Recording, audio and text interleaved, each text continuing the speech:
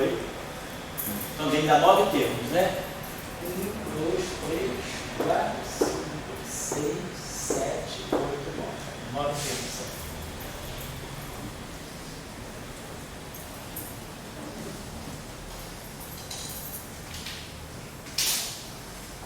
E aí agora menos o potencial.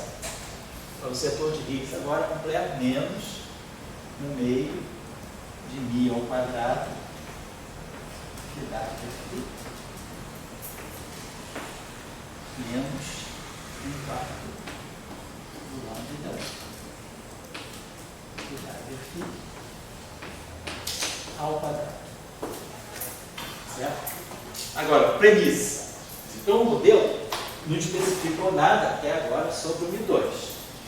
Né? A única coisa que a gente sabe, né, que o potencial de Higgs, né, para ele ter um limite, um balde inferior, o lambda tem que ser positivo. Mas o μ2 pode ser positivo ou negativo. Eu não vou retornar aquele discurso que todo mundo sabe. Quer dizer, o lambda tem que ser positivo sempre, para poder garantir um balde inferior. Então, se o μ2 for positivo, o potencial tem essa forma, e se o μ2 for negativo, o potencial tem essa forma. O que nos leva a um mínimo, né, deslocado da simetria, como nós vamos supor agora que vamos dizer, isso a gente tem que ver, isso agora é uma espécie de um calcanhar de Aquiles do modelo.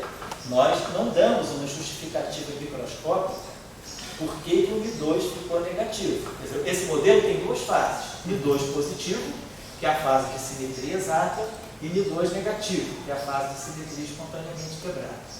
Como é que o μ2 pode passar de um valor positivo para o negativo? Então, há uma transição de fase e nós vamos trabalhar. Então, para nós, o interessante desse modelo é trabalhar com a fase em que μ2 seja negativo. Como μ2, qual é a justificativa? Quer dizer, a justificativa não. Tem um princípio, ou tem uma física microscópica, uma física mais fundamental que me leve a um μ2 negativo? Quer dizer, na teoria eletrofraca, não. Então, isso já é um ponto de reflexão, né, para a gente refletir. Então, a gente tem uma limitação do modelo. A gente está impondo uma hipótese que μ2 seja negativo, mas a gente não tem uma teoria microscópica por baixo desse μ2 negativo. Esse μ2 negativo pode vir de uma física mais fundamental. Qual? Aqui a gente não tem. Certo? Então a gente precisa depois ir além do modelo padrão para buscar uma origem microscópica. A teoria de corda de altura que ele pode ser a supergravidade, pode buscar algumas dimensões extras, a gente pode buscar uma origem para esse μ2 negativo, mas por enquanto aqui μ2 é negativo por decreto. Mas por que a gente por que a gente está pegando μ2 negativo? Porque a gente quer, se μ2 for positivo, a gente olhar para esse potencial de Higgs, exatamente, o potencial de Higgs com μ2 positivo é esse, e com μ2 negativo é esse. Então, o mínimo de energia está aqui, na origem. Então, se φ é zero, né, por isso aqui é a origem, né? Se o φ é zero, qual é a transformação? Quais são as transformações do φ? Segundo SO2, a transformação do φ é essa aqui, exponencial de I, ômega A, I, G, ômega A, sigma A sobre 2φ. E a transformação, o 1 é φ', a carga é mais 1, é I, G', parâmetro que a gente chamou, eu acho que de alfa, φ. Então, se φ é zero, φ' é zero. Se φ é zero, φ' é zero. Então, quer dizer, o estado nulo, ele é invariante, ele vai eliminando. Agora, nesse estado aqui, o φ é diferente de zero. Se o φ é diferente de zero, o φ' é diferente do φ. Então, o estado fundamental não é invariante. O estado de mínima energia não é invariante. Quer dizer, isso significa quebra espontânea da simetria. O lagrangiano é invariante. O hamiltoniano é invariante. Mas o estado de mínima energia não é invariante. Né? Acho que no curso de mecânica clássica a gente falou um pouco sobre essa questão do oscilador deformado. Mas é basicamente isso. Então, o μ2 negativo é aquele que nos vai dar uma configuração de mínima energia do φ não trivial. Porque vamos olhar então, por que a gente minimiza só o potencial? Vamos pensar bem. O que está em jogo? O que nós temos no problema? Nós temos, no setor leptônico, nós temos férmions. No setor de quartos, nós não colocamos ainda, nós vamos ter férmions. Agora, nós temos bósons de Gauge e temos escalares. Por que que eu me fixo tanto só no mínimo dos escalares?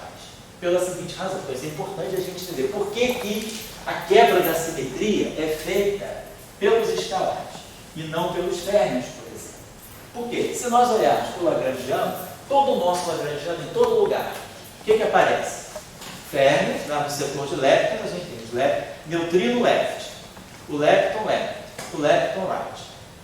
Temos depois o setor de bósons de Gauge e temos o setor de escalar, depois o setor de quartos. O que é o estado fundamental? Então, a gente está falando de uma teoria clássica, de um modelo clássico. O que a gente espera? A gente espera que, numa teoria clássica, né, você tem uma... Quer dizer, o que a gente espera? Qual é a relação entre uma teoria clássica e uma teoria de descrição quântica? A descrição clássica é que você sempre espera que você tenha um estado de mínima energia, ou vários estados de mínima energia. Pode ter mínimos locais ou mínimo absoluto, mas tem que ter estados de mínima energia. Então, se você tiver, por exemplo, né, um potencial que tenha essa forma, então, ele pode crescer para cá, eu tenho esse mínimo local, tenho esse mínimo local, tenho esse mínimo local, esse mínimo local, esse mínimo local. Meu sistema, então, ele pode flutuar em torno de algum mínimo. Claro que na mecânica quântica, né, se meu estado está flutuando aqui, ele pode, por tunelamento, começar a flutuar, quer dizer, vai decair para o estado de mínima energia. Então, numa teoria clássica, a gente está interessado, quer dizer, numa teoria quântica, perdão, a gente tem que ver o análogo clássico para ver qual é o potencial. Quer dizer, eu tenho que ter o meu sistema, ele tem que encontrar um estado de mínima energia. Pode ter mínimos locais, mas tem que ter um mínimo absoluto. Agora, se eu tivesse um potencial desse tipo,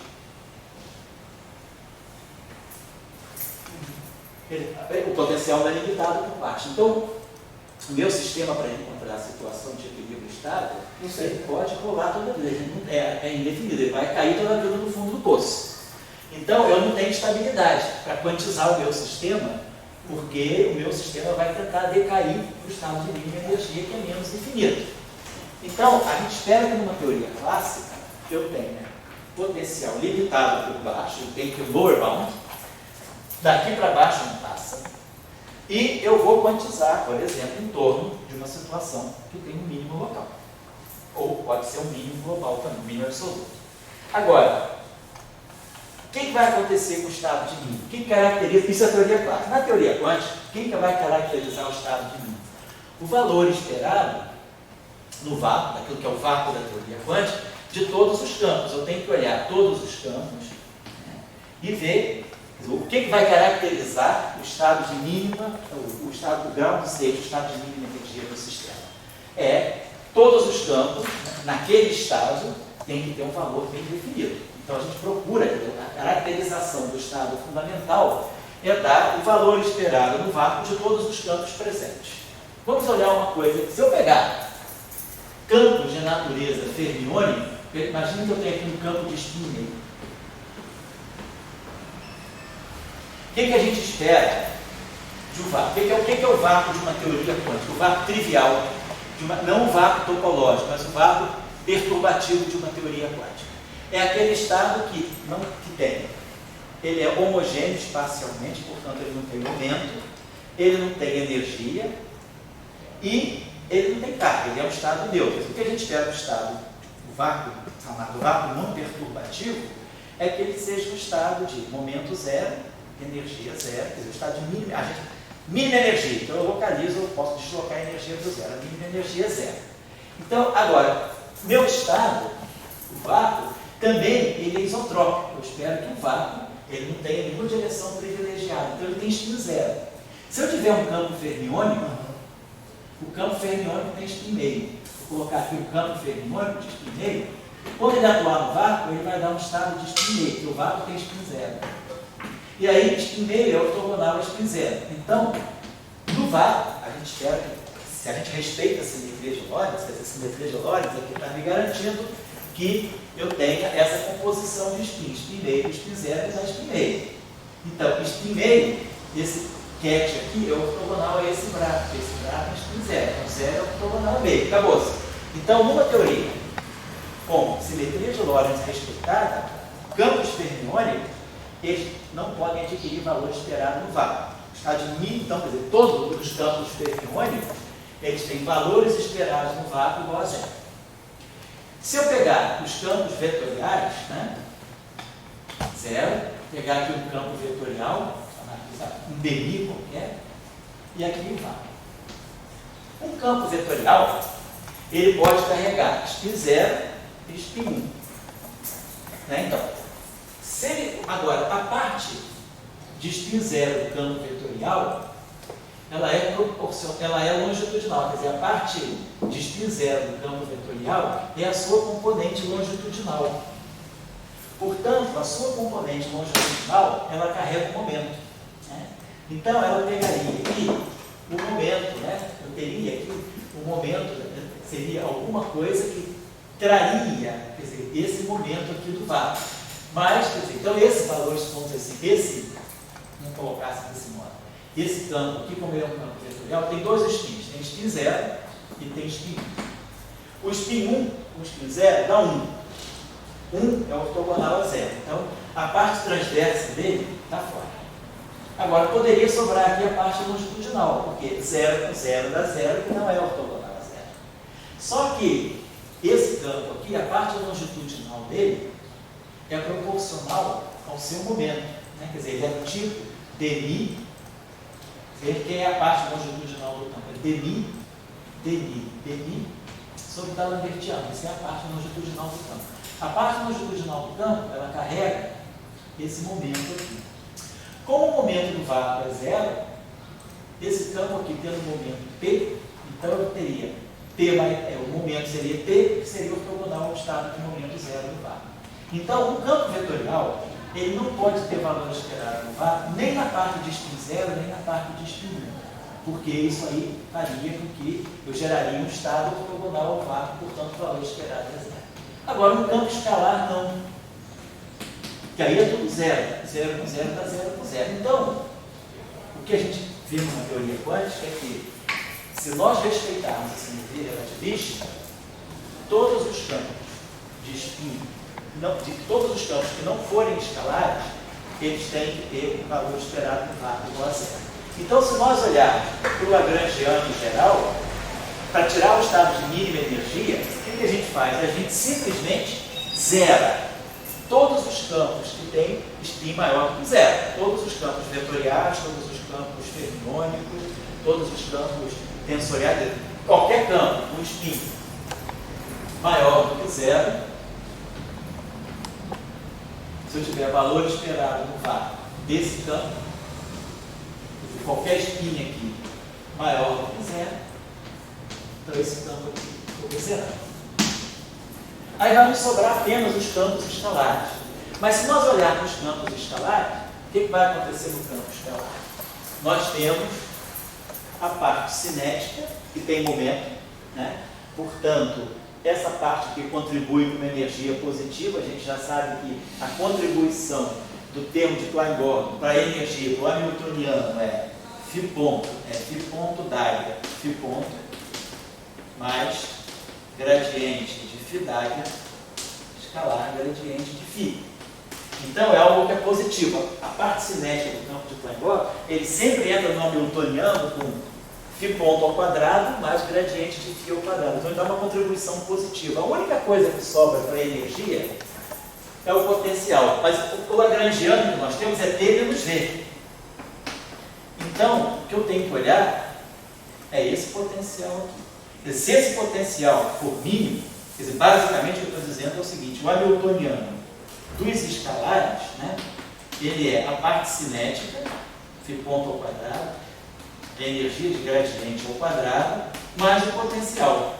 Como isso aqui daria uma contribuição positiva para a energia e outra contribuição positiva, o mínimo do hamiltoniano, o mínimo da energia do setor escalar está no potencial. Quer dizer, quando eu minimizo o potencial, eu na verdade já estou minimizando o próprio hamiltoniano.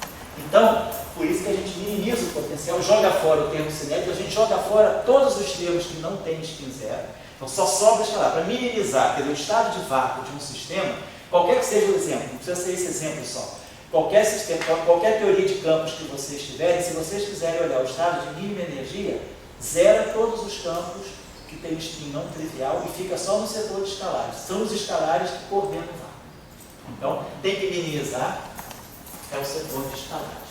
Porque se desse zero, seria trivial e você não teria informação sobre isso. Exato, se desse zero, aí quer dizer, quando...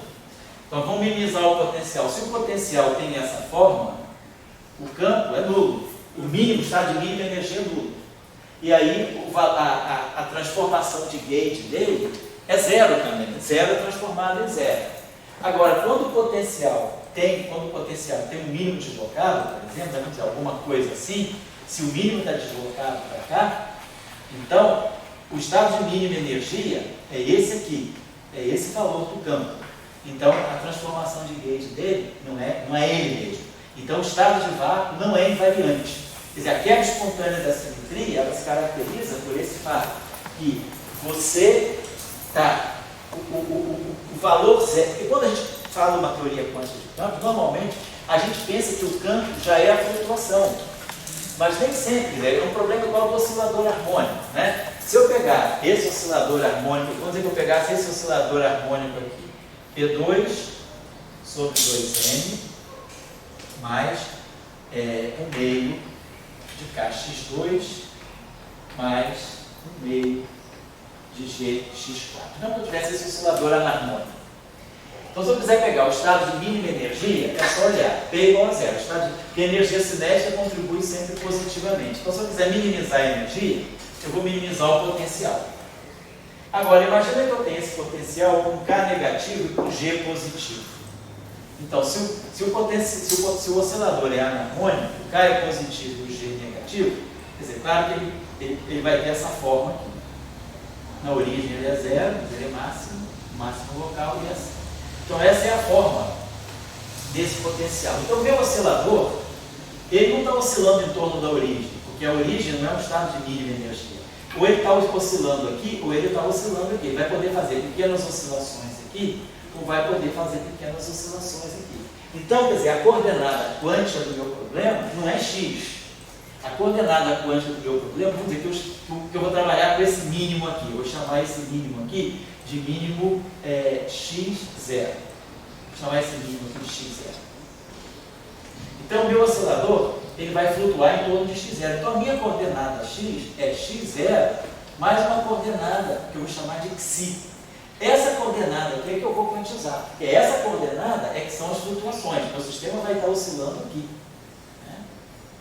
Ele vai estar oscilando aqui. Então, ele vai estar oscilando essa coordenada. Então, na hora de fazer a quantização, eu não vou impor que a quantização canônica é x com t, igual a IH cortado. Eu vou impor que a minha coordenada quântica é o xi. E é claro, né, por essa, o meu momento associado, quer dizer, o momento é d dx, né?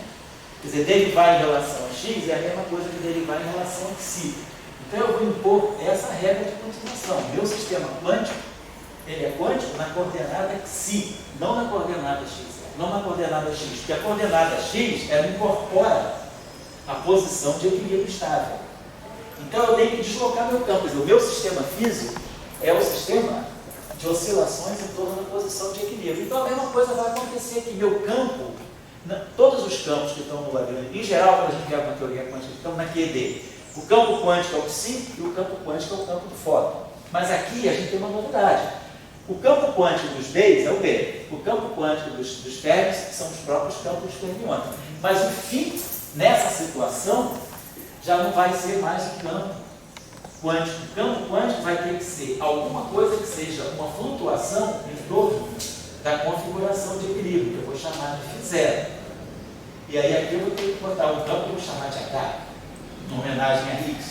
Então, a minha flutuação, eu tenho que escolher um campo que seja uma flutuação em torno da configuração de equilíbrio negativo. Então, isso é a situação da quebra espontânea da simetria. Quer dizer, na verdade, a simetria, essa denominação é até ruim, porque quebra espontânea da simetria. Por que é quebra? O lagrangiano é invariante. Em nenhum momento a gente destruiu a invariância do lagrangiano. O fato, né, do potencial esse seu mínimo deslocado, não modificou o valor de dinâmica. Agora, a simetria está escondida. Quer dizer, quando eu faço o deslocamento, aqui na rampa do oscilador, quando eu digo que o meu problema não é a coordenada x, mas ele é feito na coordenada xi, então isso aqui vai ser x0 mais xi. Aí eu substituo isso tudo aqui. Quer dizer, aqui vai ser, botar aqui, esse termo no meio, né? Botar assim, o meio de m x ponto ao quadrado. Se eu agora escrevo o meu problema em termos da coordenada xi, né? Então, a minha coordenada x, quer dizer, o meu problema, ele continua com o mesmo hamiltoniano. A única diferença agora é que o meu sistema vai oscilar em torno de x0, que essa vai ser a coordenada quântica. Então, é nesse sentido que a gente fala que a simetria é quebrada espontaneamente. Quer dizer, a simetria, ela existe no Lagrangiano, quer dizer, x é igual a x0 mais xi. Então, a simetria está aqui, eu não mexi no x. O x, em princípio, é isso aqui. A única coisa que eu vou interpretar com a minha flutuação quântica é o xi. Então, a simetria, ela está no hamiltoniano. Mas o estado fundamental, que é esse estado aqui, ele já não é mais simétrico quando eu troco x por menos x. Esse hamiltoniano aqui é simétrico quando eu troco x por menos x. E a posição de equilíbrio, o x0, mas essa posição agora passou a ser uma posição instável. Quando esse K se torna negativo e o G é positivo, que é exatamente o que está acontecendo aqui, a minha posição de equilíbrio estável é essa. Então, meu sistema vai flutuar aqui. Mas, nessa situação, eu quebrei a simetria quando eu olho para o estado fundamental. Quer dizer, o estado fundamental não é simétrico, é transformado de x0 em menos x0. Eu traria o meu sistema para cá. Então, perdi a simetria no estado fundamental. Mas o hamiltoniano é esse, o hamiltoniano continua invariante. Então, isso é a quebra completa da simetria. É você ter um lagrangiano que é invariante, um hamiltoniano que é invariante, mas o estado fundamental não é invariante. Se o estado fundamental não é invariante, então a gente começa a ver que a gente quebra, né, aquela degenerescência. Né? A gente começa a ter, se o estado fundamental não é invariante, eu perco a estrutura de multiplete. Porque basicamente o que a gente tem, né, é isso aqui. Se eu tenho meu hamiltoniano, meu estado fundamental é psi0. Então essa aqui é a minha energia e o meu estado fundamental. Vamos fazer uma transformação de simetria aqui. Então eu tenho U, H, U W. U, psi0. Igual a E0, U, psi0. Então, meu hamiltoniano continua invariante. Né? Então, se meu hamiltoniano é invariante, e aí eu tenho esses estados aqui, se meu estado aqui, se esse estado aqui for, se essa simetria aqui, digamos, se eu tiver na situação de simetria exata, quando eu tenho um estado, esse estado aqui, se esse estado aqui, vamos trazer até isso aqui, vamos dizer que eu tenho uma energia E. Se eu tenho uma energia E, então eu tenho estados transformados com a mesma energia, eu tenho a estrutura de multiplete. Essa energia e uma energia excitada, né, eu tenho um estado fundamental. Mas agora, para o meu estado fundamental, vou colocar assim, eu tenho o meu estado fundamental, a minha energia seria a energia do estado fundamental e esse estado fundamental aqui. Se meu estado fundamental agora deixa de ser invariante, eu vou colocar aqui o Dagger, o psi0. É 0, o psi0. Se meu estado fundamental é invariante, o psi0 é igual a psi0, eu posso tirar esse psi0 igual. E o hamiltoniano é invariante, então eu teria um estado fundamental único.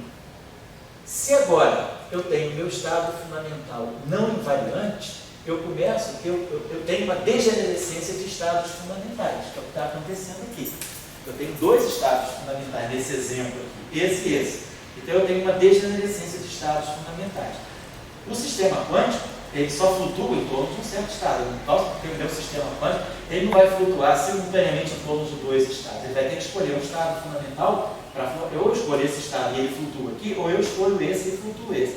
Quando você escolhe um estado fundamental, é que você diz, eu quebrei a simetria porque meu sistema teve que escolher um estado fundamental para começar a oscilar em torno dele. Então, o problema com quebra espontânea da simetria, devido ao estado fundamental não ser invariante, vão aparecer mais estados fundamentais.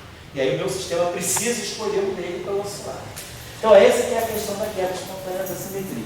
Eu acho que o que é fundamental aqui Mas eu não estou ensinando isso nesse curso, estou supondo que nesse curso a gente já falou de queda espontânea da simetria ou algum outro curso. Eu estou só revendo aqui e chamando a atenção para um fato importante, né, que é a necessidade, numa teoria de campos, a gente fixar o estado de mínima energia pelos escalares. Porque os escalares é que vão poder ter valores esperados no vácuo diferente de zero, sem quebrar a simetria de Lorentz. Se eu tiver um campo aqui, um spin diferente de zero, tomando o valor esperado no vácuo não trivial, isso significa que eu quebrei a simetria de Lorentz, porque um spin diferente de zero atuando no vácuo vai dar o próprio spin diferente de zero. Agora, se esse spin diferente de zero não é ortogonal ao vácuo, que tem spin zero, quer dizer, se um spin diferente de zero não é ortogonal ao spin zero, eu quebrei a simetria.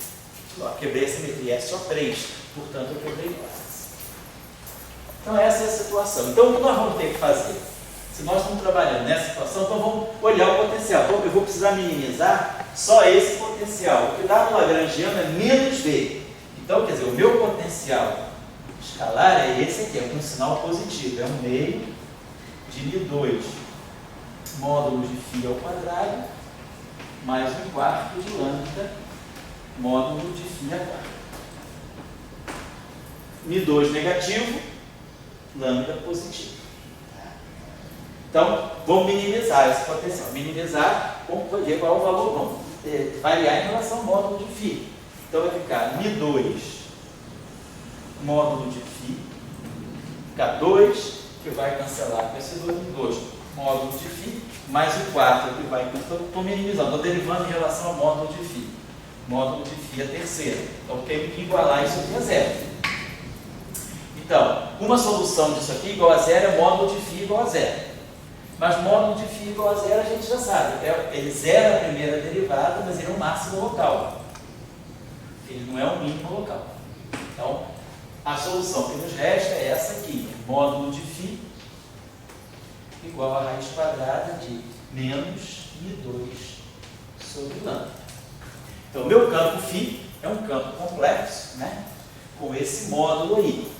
Então, vou apagar, deixa eu ver aqui, eu posso apagar, vou apagar isso aqui não, e depois a gente vai.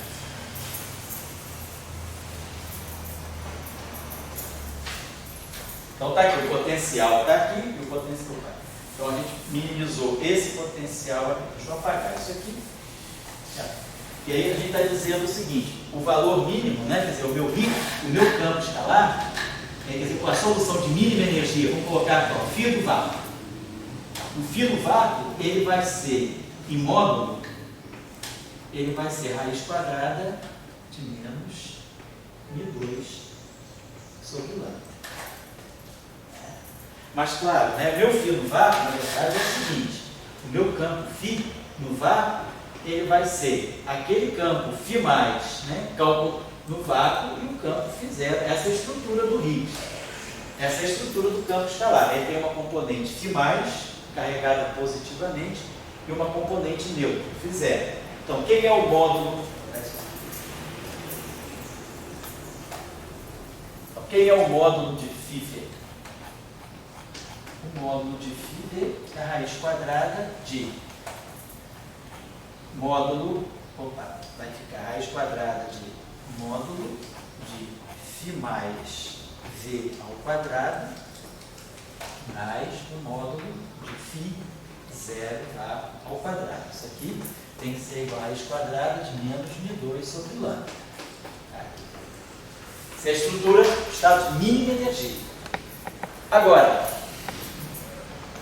se aquele campo φ+, se a configuração de vácuo está no φ+, eu estou com um problema em relação à carga elétrica. Esse aqui estaria me dizendo o seguinte, o valor esperado do vácuo do φ+, vamos dar uma olhada, se esse campo aqui é carregado, o vácuo é neutro.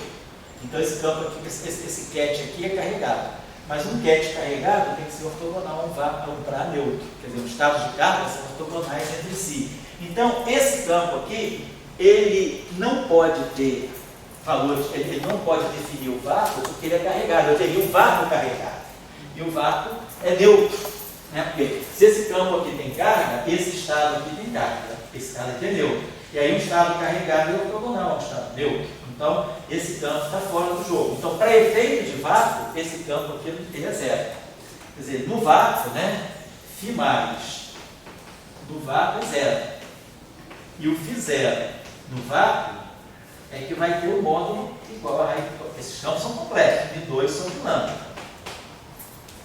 E aí, claro, é um número complexo que tem esse módulo. Eu posso escolher esse número como eu quiser. Então, vamos colocar o seguinte: a estrutura do meu φ vácuo, né?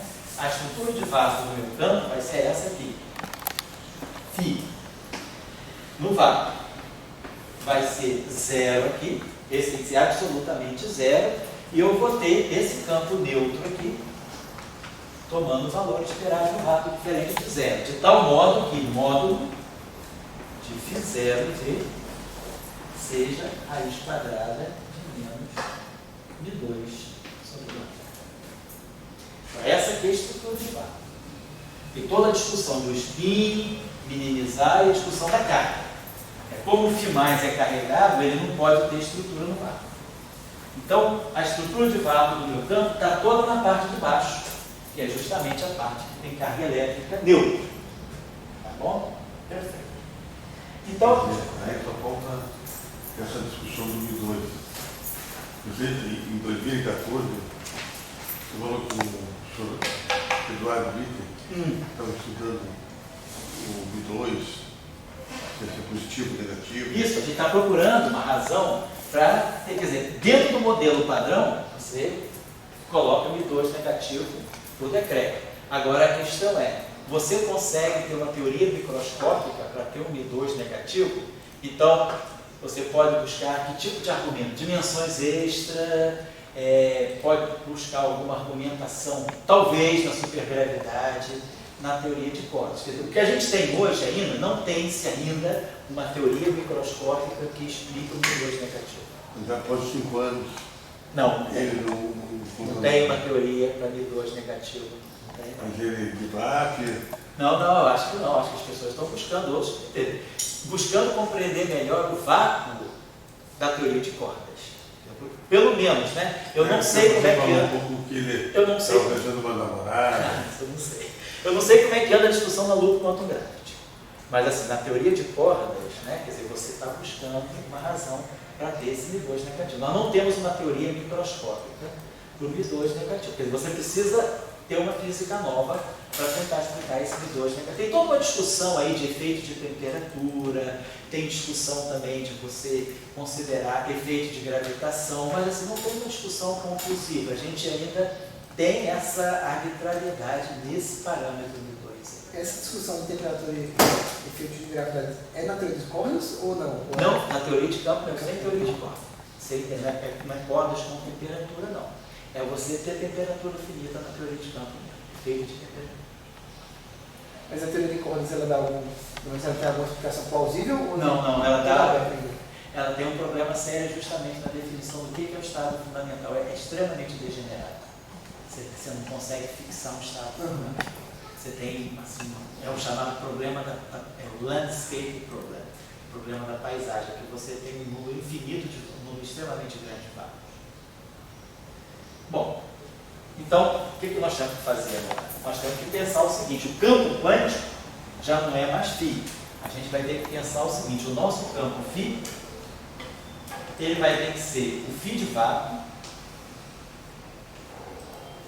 mais um outro campo aqui, vou chamar de φ chapéu. Posso chamar? Vamos chamar de φ chapéu, só para não ter. Esse campo aqui. Então, esse campo aqui vai ser um campo quântico. Tem que fazer exatamente isso. Quer dizer, meu campo φ, na verdade, é uma flutuação. O campo físico é esse. Ele flutua em torno da configuração de vácuo. Então, deixa eu apagar isso aqui e colocar, por exemplo, assim. A gente poderia dizer que o nosso campo φ tem essa estrutura aqui. Φ